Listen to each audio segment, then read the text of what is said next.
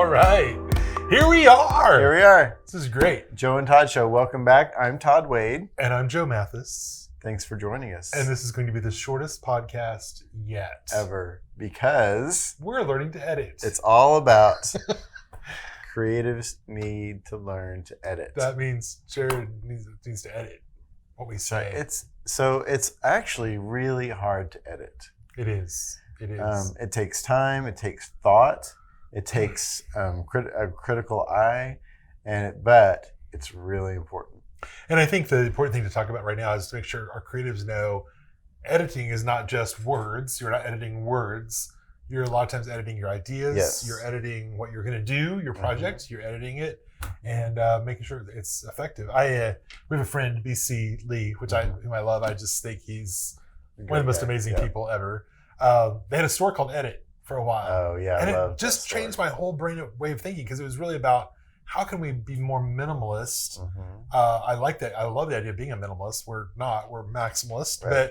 But I love that idea. And I think that's There's definitely a place for it, though. There is. And I start to say I think that's a great... But even in maximalist design, there is a process of editing. You can't put everything in the design.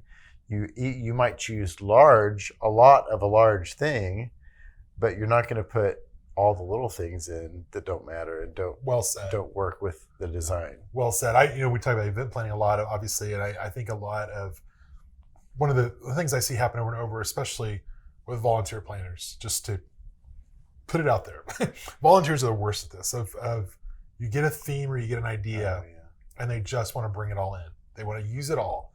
So one thing we've seen a lot in Oklahoma, Texas, here kind of in the cattle country or whatever, we do a lot of Western barbecues and all that sort of thing.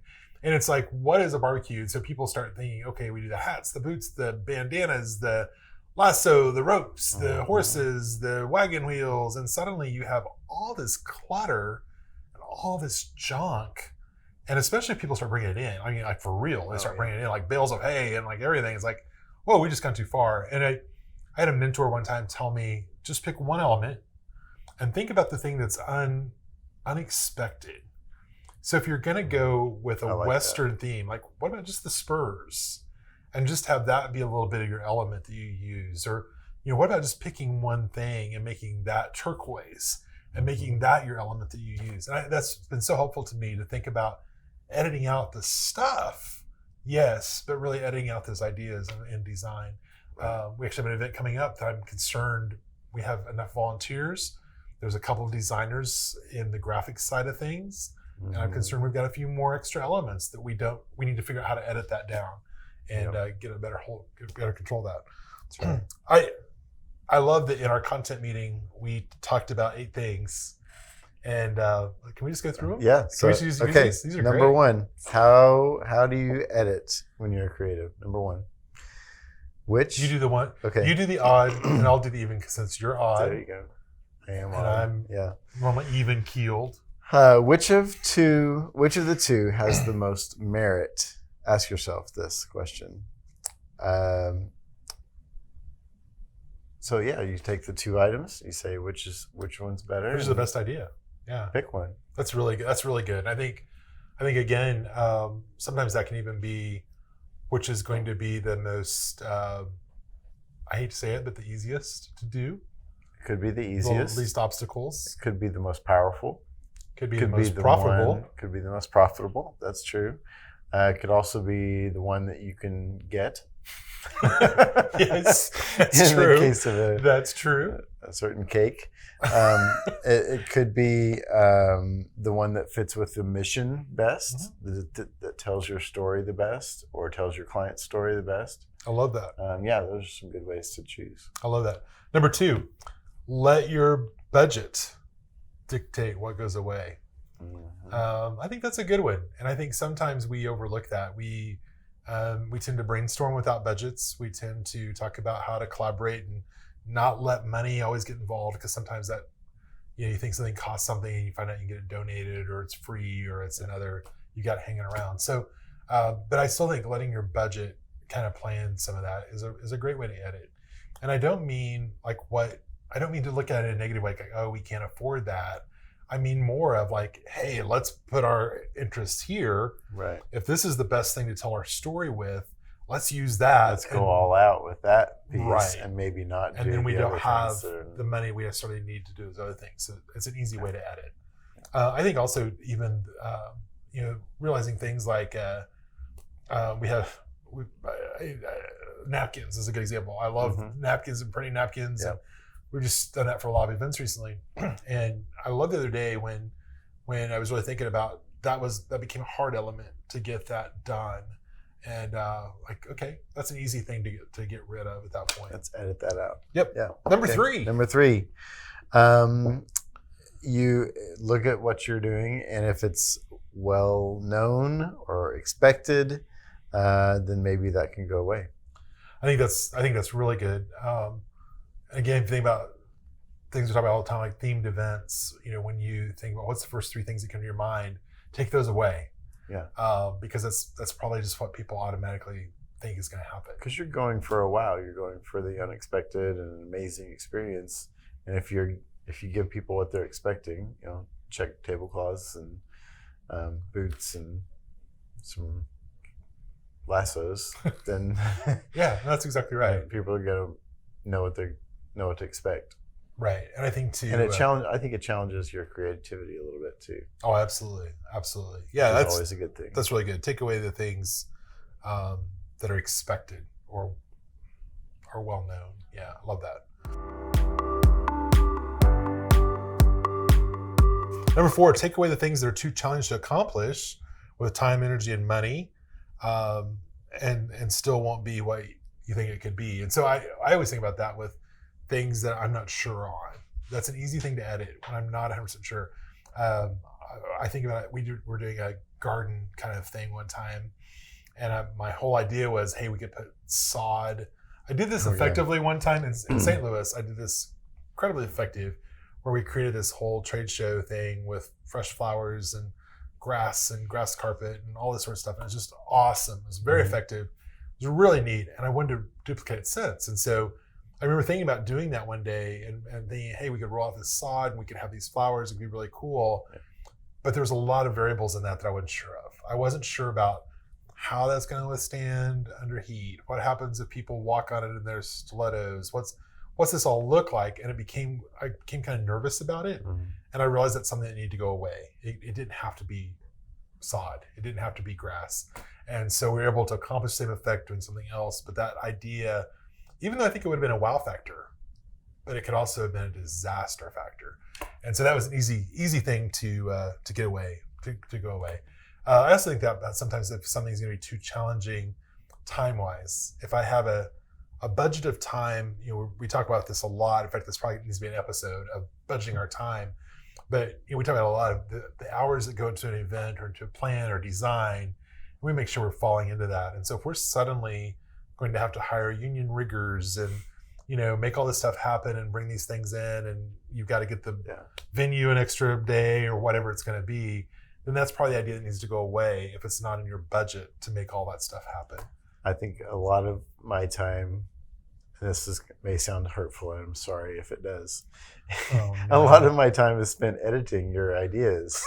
That's true. But it's hard. And you're really good at it. And I have to remind myself that that's my job. Right. Is taking all of your ideas, sifting through them, and picking out the good ones. Because we can't do everything, and no one can do everything. Even if we could, we shouldn't. Right. Very good. Yeah.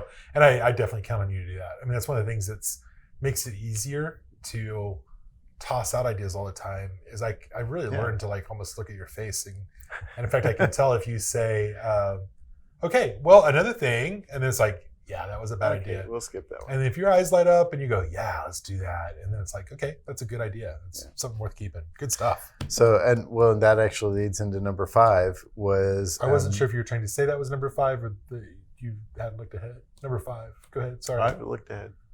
No, a good thing to do is, like you were saying, toss that ideas out to your collaborators and see what catches, see what people like, and if they jump on it, then that means it's a solid idea, and maybe move forward with that one. and the ideas that people maybe kind of forget about or, poo-poo on. Do you or think whatever. your collaborators should be creatives, or do you think they should be the people who are not quite as creative? I think you probably need a little both. Yeah. Honestly. Yeah. Because, especially if you're doing a large event for a mass of people, you're going to have some creatives that get it, and some maybe non-creatives are like, huh? What? Why'd they do that? Not that all non-creatives talk that way. No. No, and I think, I thought You know that. what I'm saying? We talked about that with our team. We really want our full-time people that work with us to make sure we always have that balance of people who are not as much creative. I don't like the word non-creatives. I think everyone has a lot. We all have our creativities. Yeah, but people who are not quite as creative. I love to run stuff by somebody who doesn't necessarily think of the big picture, doesn't necessarily think of that ideas and thoughts, has a different and point just of view. kind of see how it lands on them. And if they think, "Wow, this is the dumbest idea ever," then that's a really fun one to do and show them what I thought. Prove them wrong. Prove them wrong. That's right. Those are non-creatives. No, I think that's exactly right. And I love the word collaboration, because I think that's a lot of times what we have to have. That's been something that's awesome about you. Again, like we said a while ago, is I can bounce those ideas off of you. You can also bounce those ideas. You've had some great ideas that I've used as my own idea after you told me, because it was so good. But I love how you can say it. You can say it out loud, and you almost, how's that sound? Like what do you think about that?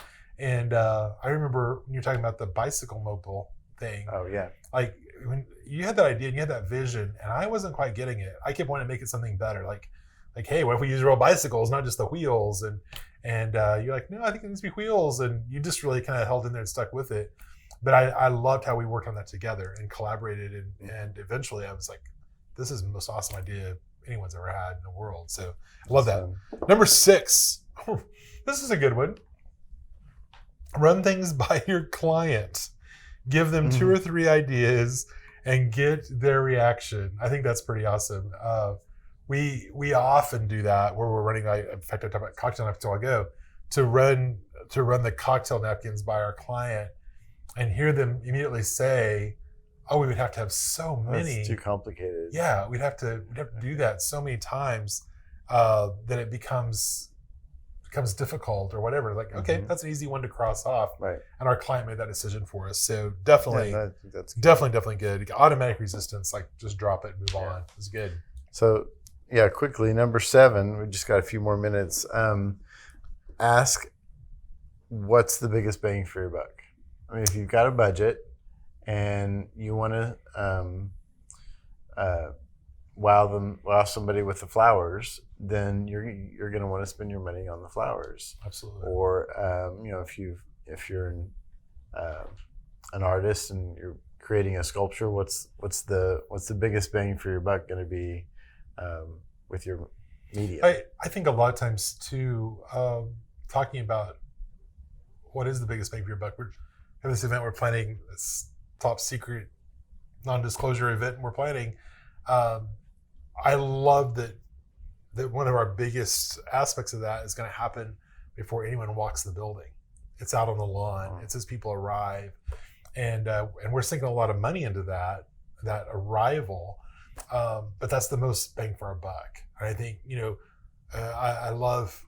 First of all, I think everything has a budget. I mean, I know we like to think, oh, we do things without budgets. That's not true. Everything has a budget. But I really like to think about how can we take our pot of money and how can we use that to be the most effective? How can we use that to really create that wow factor that this is great? And a lot of times that's one of the first things you see. That's with the entrance. That's with what you're walking up First to. impression. Even though, what did you receive? We'll talk about this with, with what people get at a hotel. What they get in their room is maybe their first impression of that event, because it's a room drop, and it's okay to maybe put some effort and energy into that because it's a big wow factor. So definitely don't be afraid of that. We've also had a wow factor is the opposite end, where it's the last thing before you leave. Those drops you take with you. Yeah, the stuff where stuff happens at the end of the event, and you go, "Wow, that was really fun. That was really cool," and you walk away excited and fun. Or we're handing out something as people leave, or or the star shows at the very end. Mm-hmm. I think that's really fun. I think years ago I helped with a retirement party, and the end of the party, the very last thing, in fact, some people already left, and the very last thing, a famous saxophonist just suddenly appeared on stage playing his saxophone. And it's like, oh my word, is this really happening? And the people there, it was the retiree's favorite artist. Oh, wow. And basically we were able to fly him in, and he did like a 15-minute concert. It was awesome. And it was just like this huge thing. It was like a great idea. And it was the last thing. I love that. Love that sort of thing. So yeah, where's the biggest bakery buck? And number 8. Oh yeah, I'm on the odds. That's yours. I mean, evens. Is 8 an even You're number? Even. Yeah. You need to look at what doesn't contribute to telling your story. That was really yours. That should be I yours. said it earlier. I like that. You can talk about it. No, I think just thinking about moving the needle and making your event purposeful matters. And so just take a look at what you're doing. Does this giveaway really help with telling your story, or does this napkin really matter in the scheme of things? And if it doesn't, well, maybe it's not worth spending the money. I think that's exactly right. I was looking. We're doing a launch event in a couple of weeks in California, and I ordered the napkins yesterday with the new logo on them, and it's a logo no one's seen. And I just thought, it's kind of like, okay, this is a significant amount of money to put out there for something that's going to be thrown away. But it felt like this is what's going to kind of bring it together. You're putting that logo in front of every single person at the event. That's exactly right. This is the way to do it, is with that catering touch, that napkin that most people would see. Good stuff. Yeah, good stuff. Yeah. I think remembering that less is more, and there's always space to take something away. There's always space. A valuable thing that I've learned over the years is having white space. Yes. And it's valuable in graphic design, but it's also valuable in what you do as a creative. And so having that space around whatever you've done to really showcase what you're doing matters. I keep thinking about the client the other night in the meeting who said, we want the details to matter. This is an important event for the details to matter. And I think that was one of those times for me, I needed to hear that in planning this event and working on this project of how can we make that little almost unexpected detail, that little tiny thing that everyone notices, but you didn't quite give it some space. Yeah. Give like it how some do white you space. Exactly. I love that. Give it some white space. This has been really fun. It's good. Yeah. This is a good topic. I think we're almost at our shortest episode ever time. I forgot about that goal. Hurry, fast. All right. We would love to hear from you. If you need help editing, we can definitely tell you bad ideas. That's not something to tell people. That's awful. That's awful. That's rude. We'll definitely tell you your bad ideas. Call us. No, really. Email us. We'd love to hear from you and love to help you with your company, being creative. We want you to make more money. That's part of our goal, is to make sure you're doing things well and right. And I think definitely part of that's editing. Absolutely. Trying not to do it all. Make the most money you can. And we'd love to help you with that. I'm Joe at rumbledrum.com. Joe Mathis. I'm Todd at rumbledrum.com. You can also follow us on social media. You can call us, text us. We would love to answer questions and help you however we can. That's what our passion is really helping people be creative and do it well. We'd love for you to tune in next week. Next week, what's the topic? You didn't look, did you? Look. Oh, it's good. Oh, it's a good one. Oh, yeah. It's a good Elevator one. pitch. It's a good one. I wasn't going to say it. It's a good one. Yeah. Come Have a on. great week. We'll see you next week. All right. Thanks for watching. Take care.